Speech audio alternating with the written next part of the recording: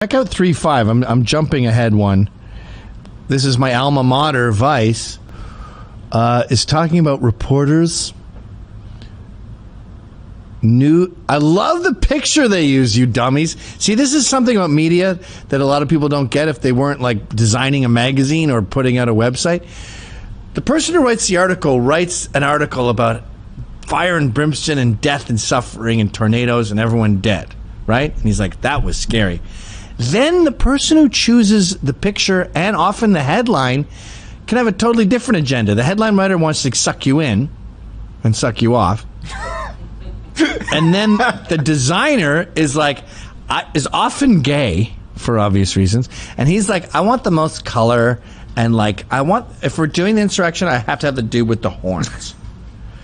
So someone writes an article about the crippling trauma that the Capitol Hill reporters are still going through. Okay, good job. Good piece of propaganda. Then the headline writer goes so angry, which ruins it. So he sounds gay. And then the designer chooses the most benign character in this entire meandering, which is the lunatic who wanted to like use yoga and meditation to save America. The QAnon weirdo who was... I mean, when I say meandering, he's the first person in my head when I say that. We have footage of him walking in to Congress or whatever it was and going, hey, dude. With the cops in tow.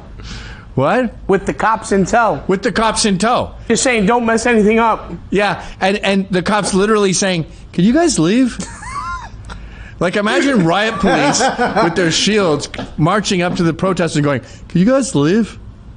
And then the rioters going, we are going to leave. We just want to make sure there's not too much of a mess here.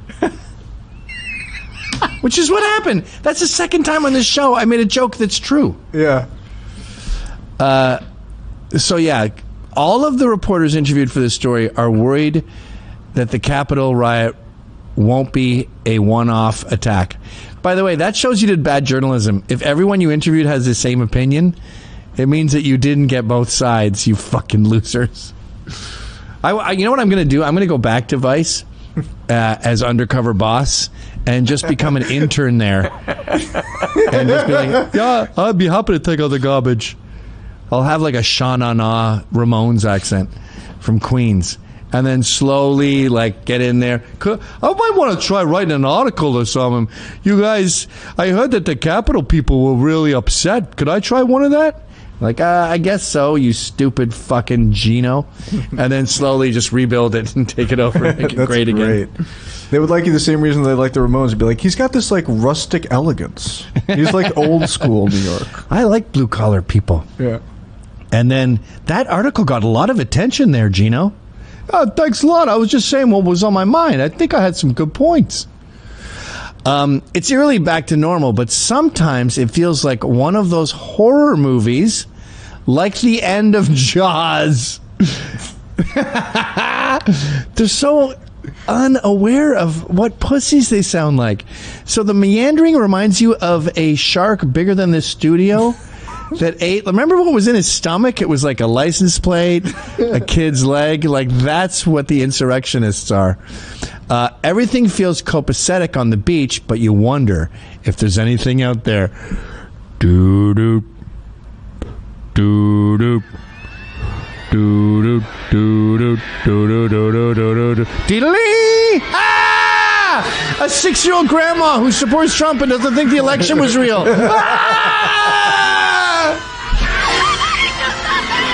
The My Pillow guy. Tucker Carlson has an opinion. Help! Help! And the shark was motivated by Trump, but also planned this out months in advance. This is, and by the way, Jaws was not worse than 9/11 or the Civil War. No. I don't know what the casualties are in Jaws. I'm going to say like 11. Just because it's a funny number? 11. 11! 11! 11! I want to go to the 11th floor. 11! Can never hear that number the same. that was rarely seen footage of the January 6th insurrection. Yeah, actually, that was pretty bad. That was bad, by the way. I'm not going to deny it. A giant fucking shark crawling up on your boat and eating your legs. We don't advocate that. No. Go lower. Ginger Gibson, a fantastically huge pussy, I'm hoping as a woman or a gay, a politics editor at NBC News, has covered natural disasters and murder scenes. But this was different. That day, we weren't just observers. We were one of the targets, she said. Oh, thank God it's a woman. Ooh. A lot of us reporters are having a tough time with that. This reminds me of an Adrian Tomine New Yorker cover for some reason. What does that remind you of? Oof. That reminds me of Last Call. You don't have to go home, but you can't stay here. All right. Do you have Coke? Do you have a way to get it into your skull? Because your nose seems sealed. I'm going to have to use a key to pour Coke into your butthole. But let's go back to your place. Ginge. Keep going, though. There's more. Like, it's one thing to be a pussy. I'm a pussy about a lot of stuff. But to proudly talk about it. I'm sparring with Huey on Thursday, and he doesn't drink, and he's not going to be hungover, and I know I'm going to get a headache, and I know my forehead's going to be tender after. And then expect sympathy? Keep going down. I'm still not sleeping like I used to, even to this day, said PBS NewsHour correspondent Lisa Desjardins. I became kind of an insomniac, to be totally honest. I mean... Keep going. It's gold. It's my office. The building I love most in the fucking world. I used to call the Capitol my girlfriend. I've devoted 15 years of my goddamn life to that building, said freelance reporter Matt Pussyface, choking up. Choking up. Oh, my God. Now, I don't want to be there. Okay, we have to look up this guy. Matt Laszlo. Dude, do you have a dad? We got to get Matt Laszlo's dad on the show and just say, so how are you feeling about this particular quote?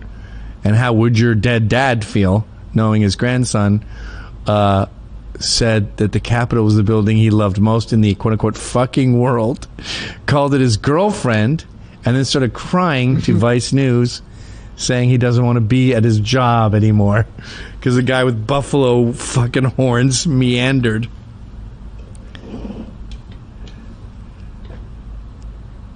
Yeah. Yeah. You're a failure, Matt. Your grandfather died early. You know why? He died of shame. His legacy is you and your stupid fucking face. You and your Tarantino skull. With those kind of guys, I honestly, I feel like a homo because I look at them and I go, please be gay, please be gay. Like, I want them off the books. If he's gay, then I'm not here to criticize him. He's obviously low T, whatever. But don't be one of us, please. Whoa. Did he get stung by a bee? Oh, my God. Oh, God. January 6th was worse than my bee stinging incident that happened 2 hours before this picture was taken. You know what? His face looks like... you were in a car accident and you lost your face, and they said, we have some good news and some bad news. We can rebuild your face, but we're going to have to use your bag. And you're like, okay, whatever works.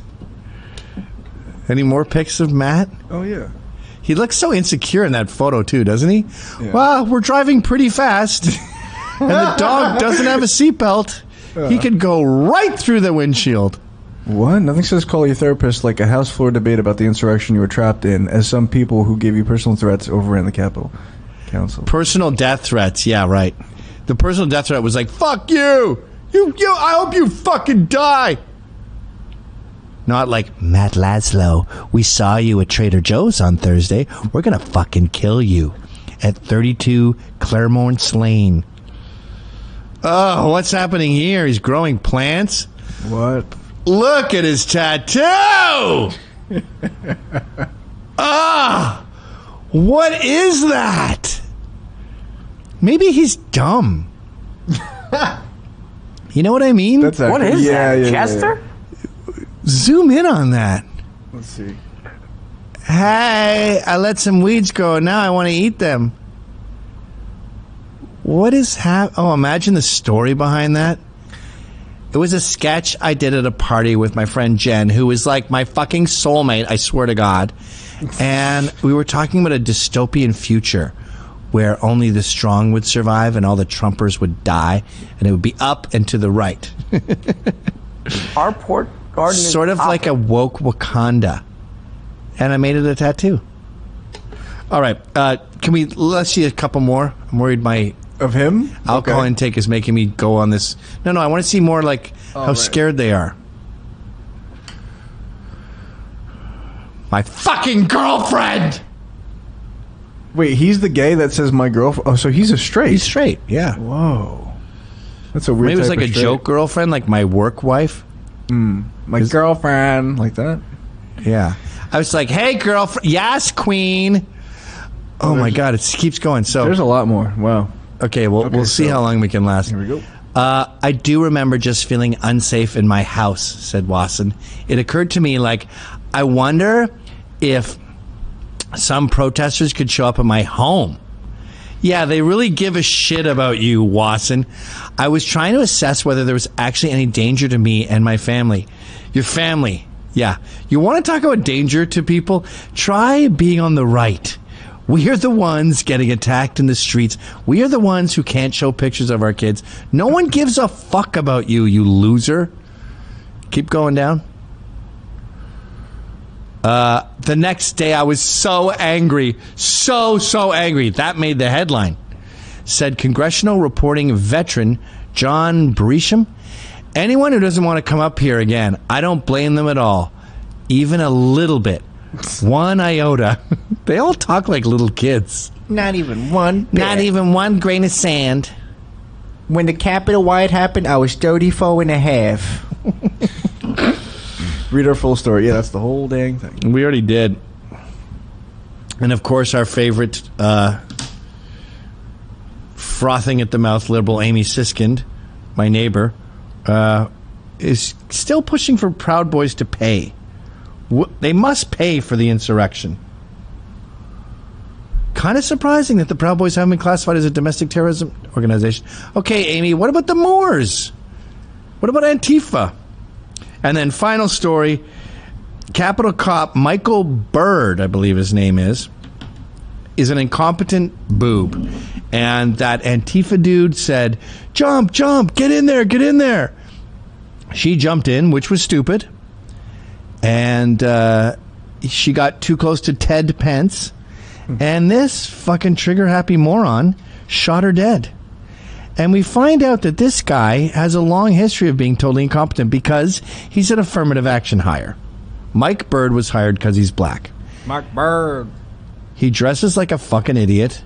He dresses like Tariq Nasheed. Yeah, with the matching tie and the big old Yeah, he looks like a pocket square. When you're Secret Service, don't have an elaborate floral pocket square with a matching tie. But there's all kinds of stories of him leaving his service weapon in the bathroom. He's got a laundry list of incompetence. And he got Ashley Babbitt killed. So when you were saying the death toll wasn't quite so bad at the meandering, you're talking about Ashley Babbitt. Because the cops were not killed there, I'm afraid. They don't even show his picture in this article. This guy's No, you got to Google image him. successfully hidden off the internet for the most part. Well, you don't have to Google image And you him. saw the Legos thing, right? Yeah. They made I a didn't big thing mention it. about It's the on my Legos. notes, but yeah. They caught someone with one of the meanderers. They went to his house, and while going through his shit, they caught him with a Lego of the Capitol building and a bunch of other buildings. So what's your point there, you dunces?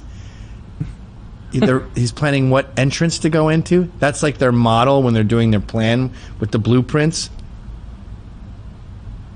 Wait, and then There you go.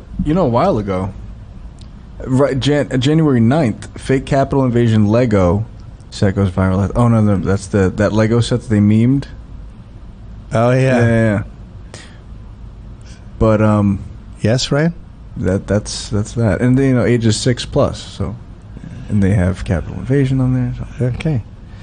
You know what we should have ready at all times is the footage of them wandering in where the guy was like, hey, man.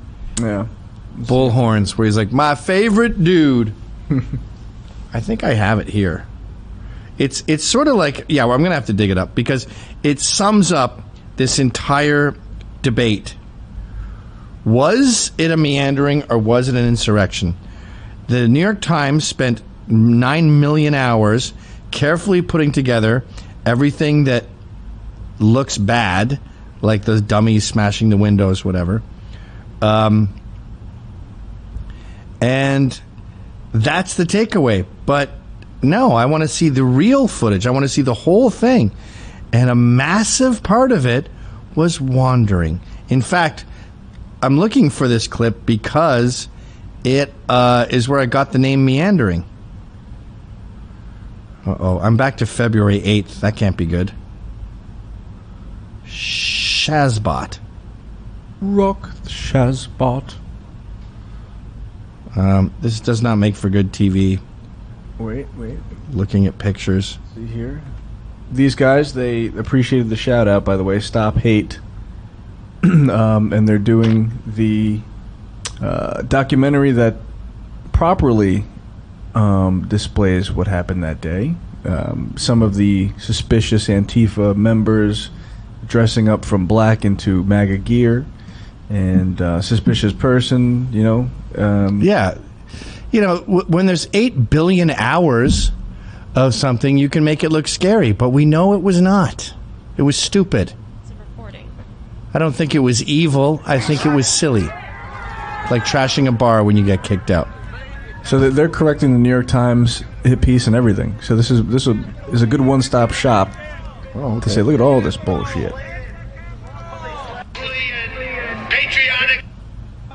That absolves Trump, and then I'll look forward here. They probably have that footage. I don't know how many people are watching this live.